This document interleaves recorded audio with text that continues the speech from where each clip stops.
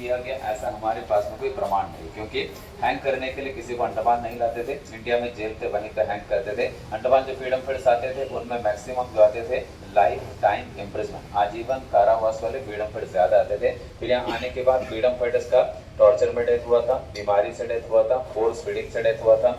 एक single suicide case भी था इंदु भूषण रॉय जी का। तो फोर्स फीडिंग तब करते थे जब फ्रीडम फाइटर हंगर स्ट्राइक करते थे। उनका हंगर स्ट्राइक विड्रॉ करवाने के लिए पहले मुंह से खिलाते थे, खा नहीं रहा तो हाथ पांव बांध कर नाक से ट्यूब डाल करके पंप के द्वारा लिक्विड पिलाया जाता था, चावल का माठ और मिल्क। अब उस वजह से 10 डेज के भीतर 3 फ्रीडम फाइटर्स का डेथ हुआ था 1933 में। नाम था महावीर सिंह, मोहित मोइत्रा और मोहन किशोर नामदार जी। यहाँ फांसी उन्हीं को दिया जो अंडमान आने के बाद फिर से यहाँ पे किसी ब्रिटिश ऑफिसर को मारा हो, सिपाही को मारा हो, जेल तोड़ करके भागने की कोशिश की, उनके ऊपर फिर केस चलेगा, उसके बाद फैसला होगा हैंग करो, तब यहाँ पे हैंग करते थे। कितने लोगों को यहाँ पे हैंग किया गया इसका कोई रिकॉर्ड्स नहीं।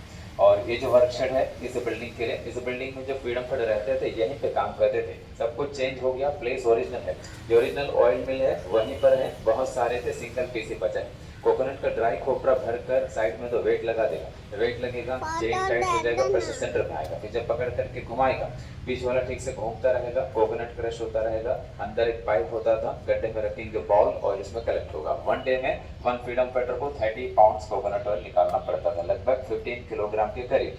मस्टर्ड ऑयल निकालने देंगे तो 10 पाउंड्स पर डे, यानी कि 5 किलोग्राम, जो दिन भर में बैल भी नहीं निकाल पाते थे।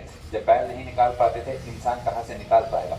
कुछ फ्रीडम फाइटर इसे चलाते चलाते थक जाते थे, कुछ चलाने से इनकार करते थे, तो ब्रिटिश शासन का हाथ पकड़ करके इस पाइप के साथ रस्से से बांधते थे। जब वो नहीं चला पाते थे पीछे से चाबुक से मारते थे। काफी फ्रीडम फाइटर ये काम करने के बाद बीमार पड़ जाते थे, कुछ का मानसिक संतुलन बिगड़ जाता था और कुछ का डेथ भी हो जाता था।